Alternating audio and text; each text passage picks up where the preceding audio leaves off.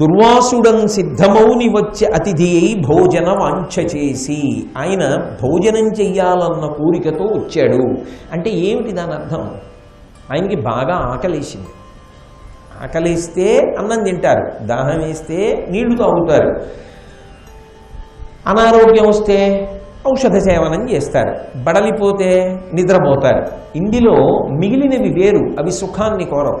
మంచినీళ్ళు ఇవ్వడం చాలా తేలిక, బడలిపోయిన వాడికి అరుగు చూపించినా పడుకుంటాడు. అలాగే అనారోగ్యంతో ఉన్నవాడికి మందు తీయగా ఉందా చేదుగా ఉందా అన్నదంతో సంబంధం లేదు, ఇది ఔషధము అని వైద్యుడు చెప్తే సేవిస్తాడు. ఆకలి ఉన్నవాడికి అన్నం పెట్టడం చాలా జాగ్రత్తగా ఉండాలి. ఎందుకని? ఆయన కోపము పొందడానికి అవకాశం లేకుండా చూడాలి, అదే సమయంలో భగవత్ సేవగా పెట్టగలగాలి. అందున వచ్చినవాడు ఎవరు? సామాన్యుడా? సిద్ధమౌని. అటువంటి వాడికి పెట్టేటప్పుడు ఎంత జాగ్రత్తగా పెట్టాలి. కాబట్టి కుంతీదేవి ఆయన యొక్క ఆతిథ్యాన్ని నిర్వర్తించి, ఎలా నిర్వర్తించింది అనడానికి ఒక్కటే ఉదాహరణ. ఆయన చాలా ప్రీతి చెందాడు అనుకోండి, వరం ఇచ్చి వెళ్ళిపోతాడు. ఆయన అప్రీతి చెందాడు అనుకోండి, శాపం ఇచ్చి వెళ్ళిపోతాడు.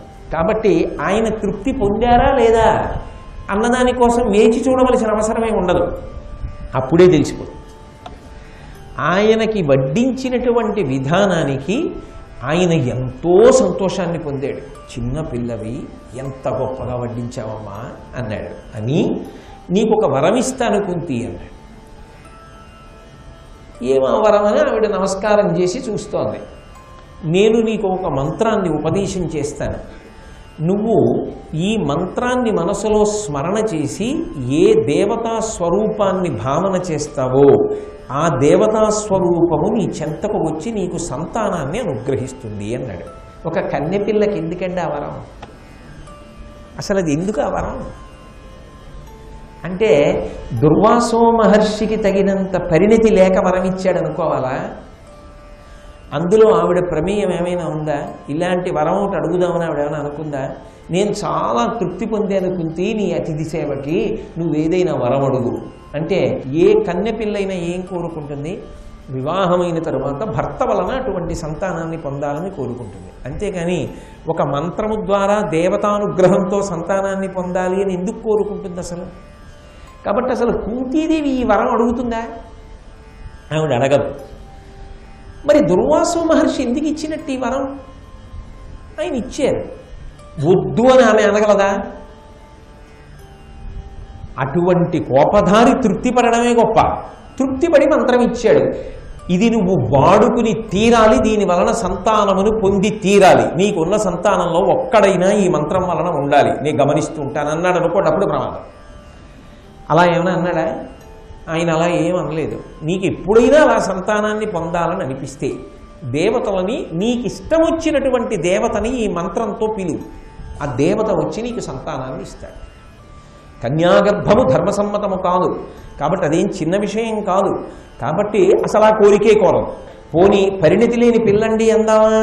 ఆమె ఎంత పరిణతి కలిగినది? వచ్చిన అతిథులకు భోజనం పెట్టడంలోనే ఎంత పరిణతి ఉంటే మిగిలిన విషయాల్లో అటువంటి పరిణతి లేనిది అని మీరు ఎలా అనుకుంటారు? ఆవిడకి అన్నం వడ్డించడం ఒకటి వచ్చండి అనగలరా? అనలేరు. అంటే అన్నం వడ్డించడం ఒకటి బాగా వస్తే దాని వెనక చాలా వచ్చి ఉంటాయని గుర్తు. చాలా చిన్న విషయంగా మనం భావన చేస్తాం, కానీ దాని వెనక అంత మర్మం ఉంది, దాని వెనక నిజమైన ప్రేమ ఉంది. ఆ అన్నం పెట్టడంలో అంత ప్రేమ ఉంది. ఒక్కొక్క ఇంట తిన్న భోజనం మనం మరిచిపోలేము, అంత జ్ఞాపకం ఉండిపోతుంది. ఎంత ప్రేమతో, ఎంత ఆదరంతో మన గౌరవాన్ని, మన వ్యక్తిగతమైనటువంటి పరిమితులను దృష్టిలో పెట్టుకొని ఎంత మర్యాదతో వాళ్ళు ప్రవర్తించారన్నది మీరు ఆఖరి ఊపిరి వరకు మర్చిపోలేరు, అంత ప్రేమగా ఉంటుంది.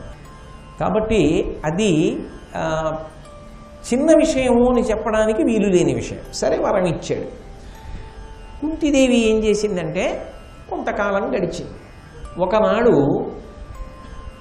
ఆమె గంగా తీరానికి స్నానానికి బయలుదేరుతుండగా ఆమె మనసులో ఒక ఆలోచన వచ్చింది. ప్రచోదయాత్ అంటుంది కదా వేదం, ధియో యో న ప్రచోదయాత్. మీరు ఏ పని చెయ్యండి, ఎంత పూజ చెయ్యండి, ఆఖరణ మంత్రపుష్పం దగ్గరికి వచ్చేటప్పటికి ఆ దేవతలను ఏమడుగుతారంటే నా బుద్ధిని ప్రచోదనము చేయుగాక, జీవితంలో అక్కర్లేని తప్పు ఒక్కటి చేశాడు అనుకోండి, బుద్ధి గడ్డి తిని అంతే. ఎంత కీర్తి సముపార్జించిన వాడైనా భూమిలో దిగిపోతాడంతే. కాబట్టి నిరంతరము బుద్ధులు ప్రేరేపింపబడుగాక, మంచి వైపుకి బుద్ధి ప్రేరేపింపబడాలి. ఎవరు బుద్ధిని ప్రేరేపించేది అంటే దేవతలు ప్రేరేపిస్తారు బుద్ధిని. అందుకే తన్నో దుర్గి ప్రచోదయాత్.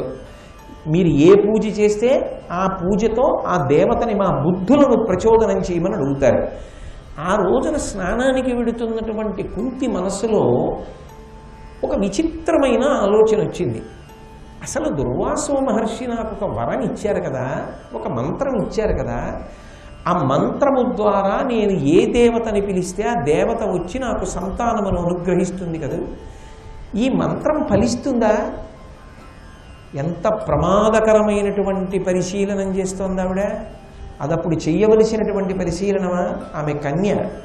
అది ఫలిస్తే ఎంత ప్రమాదం, ఫలించకపోతే అంతకన్నా ప్రమాదం.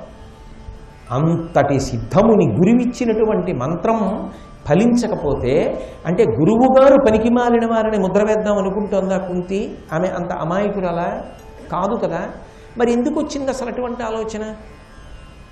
ఈశ్వర ప్రచోదనం అని చెప్పవలసి ఉంటుంది. ఏ ఈశ్వర ప్రచోదనానికి దుర్వాసో మహర్షి అటువంటి వరం ఇచ్చారో, అప్పుడు అవసరం లేని వరాన్ని ఏ భవిష్యత్తు దృష్టిలో పెట్టుకుని ఇచ్చాడో అటువంటి ఆలోచన ఆమెకు కలిగింది. పైగా సాధారణంగా అంతఃపుర స్త్రీలు బయటికి వెడుతున్నారు అంటే పక్కన చెలికెత్తెలు ఉంటారు. ఆమె ఆ రోజున చెలికెత్తెల్ని వెంట పెట్టుకోకుండా ఒక్కతే వెళ్ళింది. అంటే స్నానం చేసిన తరువాత నేను ఈ మంత్రాన్ని పరిశీలనం చేస్తే ఒకవేళ నాకు సంతానము చటుక్కున కలిగితే అది ఎవరికీ తెలియకుండుగాక. మనసులో ఏదో ఆలోచన లేకపోతే సాధారణ అంతఃపుర నియమాలకి వ్యతిరేకంగా ఒక్కతే గంగానది స్నానానికి ఎందుకు ఎడుతుంది?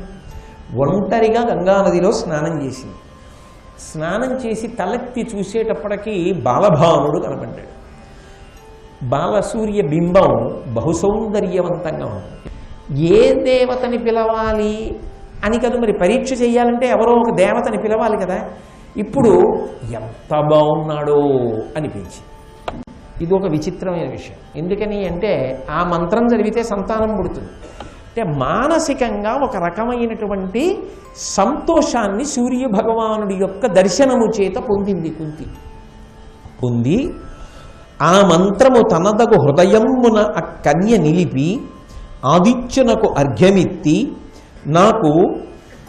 నాకు నిమ్ము ప్రియమ్మున నీయట్టి పుత్రునంబుజమిత్ర. ఓ పద్మమిత్రుడా, కమలబాంధవుడా, ఏ నీ కిరణములు సోకేటప్పటికి పద్మములు విచ్చుకుంటాయో అటువంటి నీకు అర్ఘ్యాన్ని ఇస్తున్నాను అని 2 చేతులతో ఎత్తి గంగానదీ జలాల్ని అర్ఘ్యమిచ్చి ఆమె ఆ మంత్రము తనదగు హృదయమున ఆ కన్య నిలిపి దుర్వాసో మహర్షి ఇచ్చినటువంటి మంత్రం ఏదుందో దాన్ని మనసులో ఒక్కసారి ధ్యానం చేసి ఆ మంత్రాన్ని చెప్పి లోపల ఆమె ఆ ఆదిత్యునకు సూర్యబింబానికి నమస్కారం చేసి ఒక మాట అంది. ప్రియమ్మున నీయట్టి పుత్రునిమ్ము అంబుజమిత్ర, నీలాంటి కొడుకుని నాకు ఇయ్యి. అది దేనికంది? మంత్రం పనిచేస్తుందా చేయదా అన్నది. మంత్రం పనిచేస్తుందా చేయదా అంటే ఇచ్చినవాడు దుర్వాసో మహర్షి. ఆవిడికి నమ్మకం లేక అంది అనడానికి కుదరదు. మళ్ళీ చెప్తున్నాను, ఆమె పరిణితి ఎటువంటిది, ఆవిడకి మంత్రం మీద నమ్మకం లేదండి అనడానికి ఏం సరిపోదు అక్కడ. కానీ ఎందుకు వచ్చిందో మరి పాపం ఆవిడికి ఆ బుద్ధి పరిశీలిద్దాం అనుకుని ఆమె నమస్కారం చేసి ఈ మాట అంది. అనగానే అని కేలు ముగిచి నిలిచిన వనజాయత నేత్రకడకు వచ్చెను గగనంబున నుండి కమలమిత్రుడు తన తీవ్రకరత్వముడిగి తరుణద్యుతితో. ఉదయిస్తున్న బింబం క్షణానికి ప్రకాశాన్ని పుంజేసుకుంటుంది. ఎర్రగా మొదలవుతుంది బింబం. సముద్రపుటుని ఇటువంటి ఋతువులో అయితే బాగా తెలుస్తుంది. వసంత ఋతువులో అయితే మంచు ఉండదు. అది సముద్రంలోంచి పైకి లేస్తుంది. ఎర్ర కాంతి వచ్చి ముందు ఏదో ఎర్రటి బంతి వచ్చినట్టు లేదా ఎవరో కుంకం బొట్టు పెట్టినట్టు వస్తుంది. ఆ కాంతి సముద్రం నుంచి అడ్డంగా పడి వెనకనున్న కొండల వరకు పడుతుంది. అప్పుడు పడవ ఏదన్నా అరుణ కాంతిలో అటు ఇటు వెళ్ళిందనుకోండి, అది కూడా ఎర్రగా అయిపోతుంది. కాంతి మన మీద పడితే మనం కూడా అరుణకాంతిలోకి వెళ్ళిపోతాం. కాసేపటికి నారింజ రంగులోకి మారిపోతుంది. తీవ్రత పెరిగిపోతుంటుంది, ఆ జ్యుతి కాంతి పెరిగిపోతూ ఉంటుంది. ఆ పెరిగిపోతున్న కాంతితో ఉన్నవాడు పెరిగిపోతున్న కాంతితో రాకుండా కాంతి తగ్గించుకుని వచ్చాడు. ఎందుకని? ఆమె కన్నులు విప్పి చూడాలి కదా తన్ని. అందుకని ఆయన ఏం చేశాడంటే తన యొక్క తేజస్సుని తగ్గించుకొని తన తీవ్రకరత్వముడికి తరుణద్యుతితో అందమైనటువంటి రూపంతో మంచి కాంతితో ఆయన నడిచి వచ్చాడు.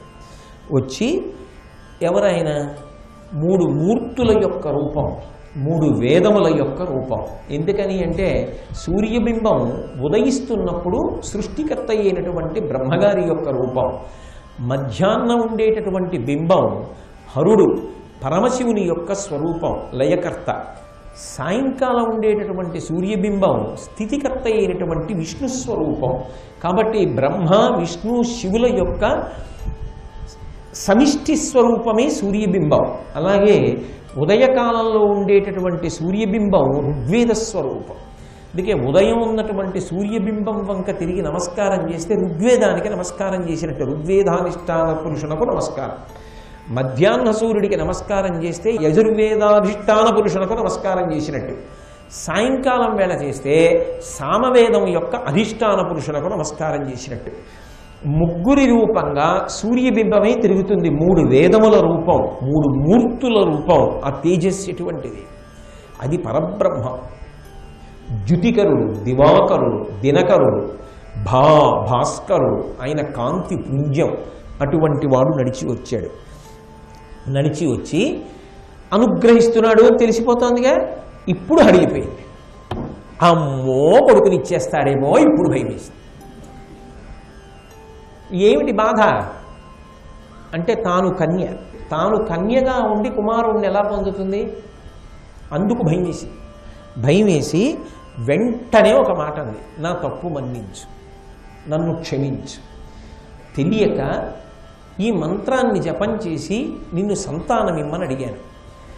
ఈ మంత్రం పనిచేస్తుందా లేదా అని జపం చేసి చూశాను తప్ప, నిన్ను పిలిచాను తప్ప నిజంగా నాకు కోరికుండి పిలవలేదు. అందుకని చెప్పి నాకు సంతానం వద్దు అని ఏను మంత్రశక్తి ఎరుగక కోరితి కన్యకిదియు కోరగాదు నాకు గర్భమైన నా తల్లిదండ్రులు చుట్టములను నన్ను చూచి నగరే.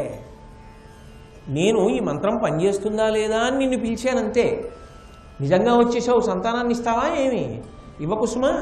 ఎందుచేత? కన్య గర్భవతి అయితే అది ఆమె యొక్క సమస్య ఒక్కటే కాదు. ఎంత గొప్ప విషయాన్ని ప్రతిపాదన చేస్తున్నారో చూడండి. కొన్ని వ్యక్తిగతములు కావు. అది నా వ్యక్తిగత విషయం అండి అని ధర్మం అంగీకరించలేదు. నా తల్లిదండ్రులు తల ఉంచుకుంటారు సిగ్గుతో. వాళ్ళ పిల్ల కన్యాగర్భాన్ని పొందింది అన్ననాడు నా తల్లిదండ్రుల యొక్క మాన మర్యాదలు నశించిపోతాయి. అంతేకాదు చుట్టములు, బంధువులందరూ ఫలానా వాళ్ళ పిల్ల కన్యాగర్భాన్ని పొందింది అంటారు. అన్నప్పుడు వాళ్ళు నవ్వినప్పుడు నా గౌరవం కాదు, నా తల్లిదండ్రుల గౌరవం పోయింది. అందున ఎవరు దత్తత స్వీకారం చేశాడు. పిల్లలు లేరని ఊరుకున్నా పోయేది నీలాంటి దుర్మార్గురాల్ని తెచ్చుకుంటా అంటారా అనరా చటుక్కన. ఇంత దుర్మార్గురాలని తెలియక నీకు ఇచ్చానయ్యా పెంచుకోమని. నా బరువు కూడా తీసిందంటాడు. ఇప్పుడు మిగిలిన వాళ్ళకైతే ఒక్క తల్లిదండ్రులే. కుంతి విషయంలో 2 తల్లిదండ్రులు ఏడవాలి. ఎప్పుడు గుర్తొస్తున్నాయి ఇవన్నీ కుంతీదేవికి? ఇప్పుడు గుర్తొస్తున్నాయి. ఇప్పుడంటే అప్పుడు. అది ఎప్పుడు? సూర్యుణ్ణి ప్రార్థించినప్పుడు. కాబట్టి నన్ను అనుగ్రహించు. అనుగ్రహించడం అంటే ఎలా? సంతానం ఇవ్వకుండా. ఇప్పుడు చిత్రం ఏమిటంటే అసలు దుర్వాసో మహర్షి దేనికి ఇచ్చారు? సంతానం పొందమని ఇచ్చారు. ఆవిడ ఈ మంత్రం చెప్పి ఏమడుగుతోంది? సంతానం వద్దంటాం. అసలు మహర్షి ఇచ్చినటువంటి దాన్ని మహర్షి ఇచ్చిన దానికి ఉపయోగిస్తోందా? ఉపయోగించడం లేదు. కాబట్టి ఇప్పుడు వద్దంది. ఆయన అన్నాడు, నాకు అర్థమైంది, కన్యాగర్భం అని కదా నువ్వు భయపడుతున్నావు, కానీ ఇప్పుడు నేను వచ్చిన తరువాత నాకు ఒక ధర్మం ఉంటుంది. అది దేవతా ధర్మం. ఒక్కొక్కరికి ఒక్కొక్క ధర్మం. వాళ్ళు ఆ ధర్మాన్ని అతిక్రమించడానికి వీల్లేదు. నేను నీకు దర్శనమిచ్చిన తరువాత, నేను వచ్చిన తరువాత ఆ మంత్రము యొక్క ఫలితం ఏది ఉంటుందో దాన్ని నేను ఇచ్చేసేయాలి. కాబట్టి ఆ ఫలితాన్ని ఇచ్చేస్తాను. కానీ నువ్వు బాధపడుతున్నటువంటి విషయములు ఏ ఉన్నాయో ఆ రెండిటి నుంచి నీకు రక్షణ కల్పిస్తాడు. ఒకటి, సద్యోగర్భంలో నీకు పిల్లవాడు జన్మిస్తాడు కాబట్టి నువ్వు కడుపున పిల్లవాడిని మొయ్యవలసిన అవసరం లేదు, ఇప్పుడే ఈ క్షణంలోనే నీకు పిల్లవాడు పుట్టేస్తాడు. రెండు, నీ కన్యాత్వము చెడదు కాబట్టి నీ తల్లిదండ్రులు బాధపడక్కర్లేదు, నువ్వు బాధపడక్కర్లేదు. ఎందుకని? వివాహమైన తర్వాత భర్తని ద్రోహం చేశాను అని బెంగపెట్టుకోవలసిన అవసరం లేదు. నీ కన్యాత్వము చెడదు, సద్యోగర్భమునందు కుమారుడు జన్మిస్తాడు. నువ్వు ఏ రెండిటి గురించి భయపడ్డావో ఆ రెండిటి విషయంలో నీకు నేను భద్రత కల్పిస్తాను. కానీ నా ధర్మాన్ని అతిక్రమించకూడదు, మంత్రగౌరవం. కాబట్టి ఆ మంత్రాన్ని నువ్వు చెప్పినప్పుడు దానికి ఫలితాన్ని నేను ఇచ్చి వెళ్ళిపోవలసింది. మీరు ఒక్క విషయాన్ని కొంచెం జాగ్రత్తగా పరిశీలించండి. ఇందులో సూర్యుడికి అసలు కుంతీదేవి విషయంలో ఆవిడ దగ్గరికి వచ్చి ఆవిడికి సంతానాన్ని ఇద్దామని కానీ, ఆవిడ్ని చూసి ఆమె యందు ఏదైనా వ్యామోహాన్ని పొందడం కానీ జరిగిందా? అసలు సూర్యనారాయణమూర్తికి అటువంటి ఉద్దేశ్యమే లేదు. కుంతీదేవికి సూర్యుడికి భార్యనవాలన్న కోరిక ఏమైనా కలిగిందా? కలగలేదు. సంతానాన్ని పొందాలన్న కోరిక కలిగిందా? నిజానికి కలగలేదు. మరి ఆమె ఎందుకు అడిగింది? మంత్రం పనిచేస్తుందా లేదా అని అడిగింది. మంత్రం పనిచేస్తుందా లేదా అంటే అది పసితనంతో కూడుకున్న చేష్టితమా కాదా? బాల్య చేష్ట అంటారు. అంటే తగిన పరిణతి లేకుండా చేసే పని. మరి తాను మంత్రం ఇచ్చేటప్పుడు తన శిష్యురాలిగా స్వీకరించి మంత్రం ఇస్తున్నాడే దుర్వాస మహర్షి, ఈ మంత్రాన్ని తీసుకుని మనసులో నిలబెట్టుకుని ఎప్పుడు ఉపయోగించాలో అప్పుడు ఉపయోగించడానికి కావలసినంత పరిణితి లేని పిల్లాని దుర్వాస మహర్షి ఆలోచించలేదా ఇచ్చేటప్పుడు? అలా అన్నాడు అంటే దుర్వాస మహర్షి తప్పు. పుచ్చుకున్నా కూడా ఆమె ఆ మంత్రాన్ని పరిశీలించడం తప్పు. ఈ స్థితిలో నేను అసలు పరిశీలించకూడదు, దాని అవసరం ఏముంది, ఆ అవసరము నాకు కలుగకుండుగాకా అని వదిలిపెట్టేస్తే జీవితంలో ఏమవుతుందని బలవంతంగా ఏం సంతానాన్ని ఇవ్వదుగా దేవతల వల్ల. మరి పరిశీలించిన కుంతి తప్ప. మహాప్రభో నేను కన్యని అని చెప్తున్నా, నా ధర్మం నాదే, సంతానాన్ని ఇస్తానని వచ్చి సంతానాన్ని ఇస్తున్న సూర్యుడి తప్ప. అంటే అక్కడ తప్పు ఎవరిది కాదు, అది దేవతల యొక్క ప్రణాళిక అని చెప్పవలసి ఉంటుంది. ఎందుకని అంటే ఒక ఇల్లు కట్టినప్పుడు ఇల్లు పైకి కనపడుతుంది, పునాది కనపడదు. కానీ పునాది మీద ఇల్లు నిలబడుతుంది. ఒక చెట్టు కాయలు, కొమ్మలు, చిగుళ్ళు, ఆకులు, కొమ్మలు పైకి కనపడతాయి. కానీ అసలు ఆ చెట్టు దేని చేత పోషింపబడుతోందో ఆ వేర్లు మాత్రం పైకి కనపడవు, భూమి లోపల ఉంటాయి. అలాగే కురుక్షేత్ర సంగ్రామం జరగాలి, అనేక మంది అధర్మాత్ములు పడిపోవాలంటే అందులో దుర్యోధనుడు పాండవుల మీదకి యుద్ధానికి రావాలి అంటే అర్జునుడి దగ్గర అనేకమైనటువంటి అస్త్రములు ఉన్నాయి కాబట్టి అర్జునుడిని తట్టుకోగలిగినటువంటి గొప్ప అస్త్రశక్తి కలిగినటువంటి వీరుడొకడు నా పక్షాన ఉన్నాడు అని తాను పరిపూర్ణంగా నమ్మగలిగినటువంటి చెలికాడు దొరకాలి. అలాంటి వాడు దొరికితే తప్ప దుర్యోధనుడు వెళ్ళడు. భీష్ముడు లేడా, ద్రోణుడు లేడా అంటే ఆయనకి నమ్మకం లేదు, ఆయన నమ్మడు భీష్మద్రోణుల్ని. పక్షపాతం ఉన్నవాళ్ళు అంటాడు, పాండవ పక్షపాతులు అంటాడు. కానీ కర్ణుడు తన కోసం ప్రాణం వదిలేస్తాడు, కర్ణుడు అర్జునుడిని పడగొడతాడని దుర్యోధనుడి నమ్మకం. అందుకు వెళ్ళాడు యుద్ధానికి. దుర్యోధనుడు యుద్ధానికి వెడితే తప్ప, దుర్యోధనుడితో మిగిలిన అధర్మాత్ములందరూ వెడితే తప్ప, కురుక్షేత్ర యుద్ధం జరిగితే తప్ప, అధర్మాత్ములందరూ పడిపోతే తప్ప ధర్మం నిలబడదు. ధర్మం నిలబడాలంటే కర్ణుడు పుట్టాలి, సూర్యాంశ సంభవుడై రావాలి. అలా వచ్చినటువంటి వాడు కన్యాగర్భం అవ్వాలి. కన్యాగర్భం అయితే ఏమవుతుంది? ఆమెకి ఇంత పరిణతి కలిగిన దానికి అనుకోకుండా అటువంటి ఆలోచన రావాలి. అటువంటి ఆలోచన కలిగి పిల్లాడు పుట్టాడు అనుకోండి, ఈ దేశమునందు ఒక గొప్ప ధర్మం ఉంది, కన్యాగర్భము గురించి భయపడతారు, ఎవ్వరూ ఇష్టపడరు. కాబట్టి కన్యగా ఆమె ఎలా అంగీకరిస్తుంది ఈ గర్భాన్ని? కాబట్టి ఆమె అంగీకరించదు. ఆయన ఎంత తేజోమూర్తి కానివ్వండి, ఆమె వదిలిపెట్టేస్తుంది. ఎందుకని? రెండే పరిష్కారాలు ఉంటాయి, బిడ్డడితో కలిసి తాను శరీరం వదిలేయడం, లేదా బిడ్డడిని వదిలేయడం. ఇప్పుడు ఏం చేసింది? రెండిటిలో బిడ్డడిని వదిలేస్తుంది. ఇప్పుడు వదిలేసిన తర్వాత తాను ఎప్పుడూ కూడా ధైర్యంగా వీడు నా బిడ్డడు అని చెప్పాలి.